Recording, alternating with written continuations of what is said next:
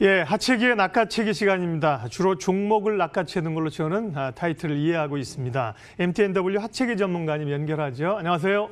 네, 안녕하세요. 하체기 전문가입니다. 예, 그동안 이제 언택 이런 쪽 종목, 개별 종목 장세에서 보면 2차 전지, 오늘 보면 5G도 좀 움직이고요. 이런 쪽으로의 좀 관심도 돌아가는 것도 같은데 최근 말씀하신 종목들 좀 리뷰해 주시고 오늘 관심주 쭉 이어서 말씀해 주시죠. 네, 저희가 시장이 어려울 때마다 폭락이 나올 때마다 여러분들께 그 성장주 종목을 매수를 해야 된다는 말씀을 여러 번 말씀드렸는데요. 제가 다산 네트워크스를 여러분들께 이제 관심 종목으로 지금 말씀을 좀 드렸었는데, 이제 다산 네트워크스 같은 경우는 미국 쪽에서 나스닥에 이제 관계사가 이제 상장이 되어 있고, 또 이제 일본하고도 또 연관이 좀 되고 있는 그런 통신 업체가 좀 되겠는데, 이제 그 다산 네트워크스 같은 기술적으로 봤을 때 오랫동안 이제 그 바닥에서 머물러 있었기 때문에, 그거 이제 재료가 좀 어떻게 보면 미래 성장으로서의 맞춰지는 그런 부분이 됐기 때문에, 자, 보시면은 이제 월봉에서 이런 가격대가 한 번씩 올 때마다, 이때 올 때는 언제냐, 시장이 한 번씩 급락할 때 이제 올라왔습니다. 맞았다가 올라오는 그런 패턴을 계속해서 유지를 하고 있었기 때문에 말씀을 좀 드렸던 거고, 그리고 이제 5G가 돼야지만이 인공지능이라든가 자율주행차, 그 다음에 AR, VR 등 앞으로의 4차 산업이 같이 갈 수밖에 없다는 거죠. 그래서 다산 네트워크스 지금 한번 1차적으로 상승을 했었죠. 그리고 나서 살짝 좀 눌림을 주고 다시 지금 올라가고 있는 그런 종목인데, 5G 종목 같은 경우는 단기적인 모멘텀보다는 장기적인 모멘텀으로 계속해서 보고 가시는 게 좋겠고, 일단은 단기적으로 지금 올라왔기 때문에 나중에 추후에 지금 자리보다는 이렇게 다시 한번 여기에서 눌림이 들어올 것이다. 그럼 그 눌림 자리에서 우리가 신규 매수로 접근하셔도 되겠다라는 말씀을 좀 드리겠고요.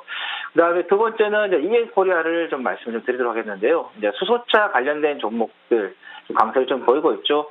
정부에서도 정책 이야기가 나오고 있고, 우리가 그 정부에서 발표하는 정책들을 한번 살펴보면은 대체적으로 성장할 수 있는 섹터에 대한 정책 발표가 많이 좀 이루어지고 있습니다. 그래서 정부에서도 미래를 좀 보고 정책을 펼지, 과거에 우리가 어떤 영광이 있었던 그게 맞춰서 정책을 펼지 않는다는 거죠. 그래서 EM코리아 같은 경우 수소차 관련해가지고 지금 계속해서 좀 상승하고 있는 흐름이고, 그리고 앞으로 이제 내연 기관 시대는 이 코로나 시점으로 해서 확 꺾이지 않을까. 이 어떤 위기가 왔을 때 그 위기를 돌파하기 위해서는 새로운 산업을 육성을 해서 그 위기를 돌파하는데, 그게 이제 4차 산업이고 전기차, 수소차 이쪽으로 돌파하는 흐름이기 때문에, 그래서 EM코리아도 지금 한 번씩 보시면 아시겠지만 상승한 후에 이런 눌림을 좀 주고 나서 다시 상승합니다. 최근에도 단기적으로 좀 상승했기 때문에 반드시 또 이런 눌림목이 한 번 정도는 들어올 테니까 그 눌림목을 들어왔을 때 우리가 좀 잡아보자. 지금 시장 같은 경우는 유동성 장세가 워낙 좀 강하기 때문에 오늘도 아침에는 미국 선물지수가 하락이 좀 들어오니까 동시효과 이후에 장 초반에 하락이 좀 들어왔지만 바로 또 회복하듯이 지금 유동성 장세가 워낙 좀 풍부하기 때문에 시장이든 종목이든 승부르게 나오면은 신규 저점 매수 기회를 좀 잡아보자는 말씀을 드리겠고요. 그다음에 세 번째는 LG전자입니다. LG그룹주들이 정말 좀 쉽게 가지 않았었죠. 근데 이제 LG이노텍이 이제 조금 가고 있는 흐름이고, 그다음에 LG전자 이렇게 좀 주식이 움직이는 그런 흐름인데, LG전자 같은 경우는 이제 가전 쪽에서의 그 매출이 좋은 쪽으로 나오다 보니까, 그리고 또 시장 쪽에서도 같이 지금 올라가는 그 흐름 때문에 좀 올라가고 있다를 보시면 될 것 같고, 자, LG전자 같은 경우도 좀 단기적으로 올라왔다가 한번 역조정을 주고 다시 한번 작은 파동을 좀 올라가고 있는 그런 흐름인데, 자, LG전자 같은 경우는 단기적으로 한번 눌림해서 그렇게 많이 올라가지 않았기 때문에 5일선 부근에 온다고 하면은 우리가 잠깐이라도 수익 정도 관점을 해서 매수 타임을 한번 가져보시는 것도 좋겠다라는 말씀을 드리도록 하겠습니다. 자, 그러면 오늘 이제 우리가 좀 관심을 좀 가져봐야 할 종목은 현대로템을 좀 말씀을 드리도록 하겠습니다. 어제 이제 기사가 좀 나왔었죠. 이집트 카이로 쪽에서 이제 출고 이야기가 좀 나오면서 또 계약 금액에 대한 부분도 좀 나와서 약 한 4,300억 정도의 규모의 이제 계약 금액이 좀 이야기 나왔었는데, 근데 이제 어제 남북 간의 90년도에 만들어졌던 이 법이 좀 개정이 되는 부분 이야기가 좀 나왔었습니다. 그러면서 민간인들의 접촉하는 데 있어서의 신고, 그다음 이산가족에 있어서의 통화라든가 또 우연한 만남 이런 거에 대해서 이제 신고로 해서 이제 끝나면서, 그리고 또 이제 지방 정부에서의 자체적으로 보시면 아시겠지만은 추진하는 거죠. 그냥 과거에 2016년도에 갑자기 개성공단이 중단이 되면서 입주 기업들이 상당히 타격을 받으면서 이 지속적인 사업이 좀 진행이 되지 않았다는 거죠. 그래서 이번에 이제 법으로 이제 개정이 된다 하면은 지속성과 안전성, 자율성을 좀 주면서 정부가 정권이 바뀌더라도 계속해서 유지할 수 있게끔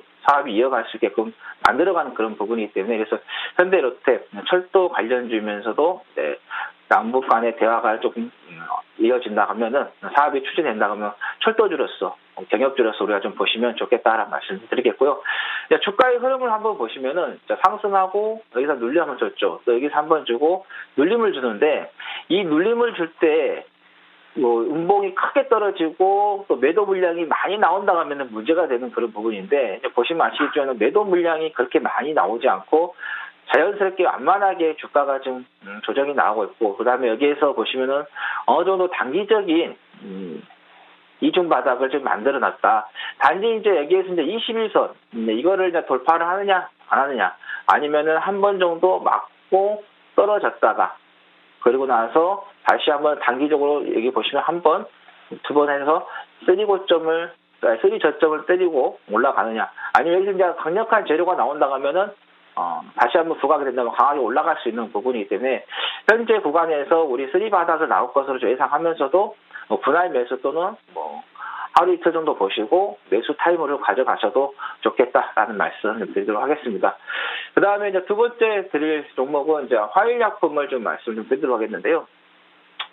지금 이제 국내에서는 이 어린이 괴질에 대한 발병에 대한 이야기가 이제 크게 이제 부각이 되지 않고 있는 그런 상태인데, 외국 쪽 사례를 봤을 때 지금 어린이 괴질 관련해가지고 좀 발병이 좀 심각하게 발생하고 있습니다. 국내에서도 이제 점점 이게 발생하고 있는 그런 부분이기 때문에, 아마 여러분께서 사진을 봤을 때 상당히 좀 심각합니다. 어린이의 괴질병에 걸린 사진을 보면은, 그래서 우리가 좀 눈으로 좀 보기에도 조금 부담스러울 정도로 상당히 좀 심각한 그런 질병이기 때문에, 그리고 관련된 종목으로서 제가 한일약품을 좀 말씀드리고, 이 한일약품 같은 경우도 지금 보시면은 단기적으로 한번 올라왔었죠. 그리고 나서 하락 조정을 주고 나서 옆으로 좀 조정을 좀 주고 있는 그런 상태이고, 지금 보시면은 이제 5일선과 21선 단기 이평선들은 좀 꼬여 있는 그런 상태인데, 자, 밑에서 이제 61선, 120선이 서서히 좀 올라오고 있는 그런 부분이기 때문에, 만약에 여기에서 61선 부근에서 한번 지지를 받는 상태가 된다 하면은 한번 이슈가 또 붙은다 하면은 올라갈 수 있는 그런 종목이기 때문에, 어린이 괴질 질병 관련 종목으로서 화일약품을 우리가 유심 있게 좀 보시면 좋겠다라는 말씀을 드리도록 하겠습니다. 자, 그다음 마지막으로는 이제 우리들 제약을 좀 말씀을 좀 드리도록 하겠는데요. 이 종목도 이제 대체적으로 지금 제약주들이 이 코로나가 이제 막 발생하고 또 지난달 초까지에서 제약 바이오들이 많이 올라갔었습니다. 그러다가 지금 조정이 좀 나오고 나서 좀 역조정을 주고 있는 그런 상태인데, 자, 이 종목 같은 경우는 이제 진단키트 관련해가지고도 묶여 있는 그런 부분인데, 관계 사이죠. 웰스 바이오고 쪽에서 이제 항체 진단기에 대해서 수출 허가를 획득했다라는 좀 기사가 좀 나왔었는데, 자, 이 종목 가지고 단기적으로 지금 조정이 한번 나오고 나서 다시 한번 이렇게 보시면 이렇게 어떻게 보면은 이게 조금 아까보다는 현대 러페보다는 조금 더 넓게 이 저점 단기 바닥을 좀 잡아가는 그런 패턴이다. 그래서 지금 단기적으로 봤을 때 이 박스권 매매 정도 봐도 우리가 간단하게 한 몇 프로, 한 10%까지도 좀 먹을 수 있는 그런 자리가 좀 되기 때문에, 그래서 또 올라가고 나서 여기 돌파를 하지 못한다 그러면 다시 한번 조정이 나온다 하면은 이 가격대에서 우리가 한 번 정도 또 잡아볼 수 있다. 그래서 1차적으로 이 단기 박스권, 이중 바닥을 준 박스권에서 한번 잡고, 그리고 나서 여기서 올라가면은 이 정도에서 가격을 한 7,400원 정도에서 우리가 가격을 한번 돌파 못하면 실현하시고, 다시 한번 내려온다 하면 6,500원 정도에서 다시 잡아가지고 또 7,400원까지 다시 한번 먹을 수 있는 이 박스권 매매가 충분히 가능한 종목이 좀 되겠다라는 말씀 드립니다. 예, 경협주 가운데 현대 롯데마고요. 제약주 화일약품 우리들 제약 말씀하셨는데 화일약품 조금 여쭤볼게요. 지난번에 이게 이제 클로로킨 관련해서 얘기가 됐던 기업인데 어린이 괴질 말씀하셨잖아요. 그쪽에 뭐 특별히 화일약품이 그럼 어떤 강점을 가지고 있어요?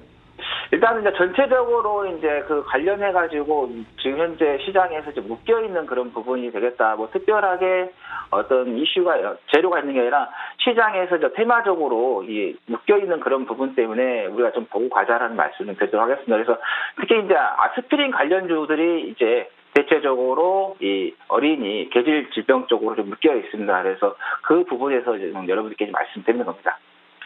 코로나19도 이제 연초에는 그렇게 확산될 줄 몰랐죠. 어린이 괴질도 확산이 안 됐으면 하는 바람이고 당연히 그렇게 돼야겠습니다만 예, 관련주들 언급하시는 거는 이제 기억은 해놓을 필요가 있겠습니다. 하채기의 낙하채기 MTNW 하채기 전문가님 함께했습니다. 잘 들었습니다. 네, 감사합니다.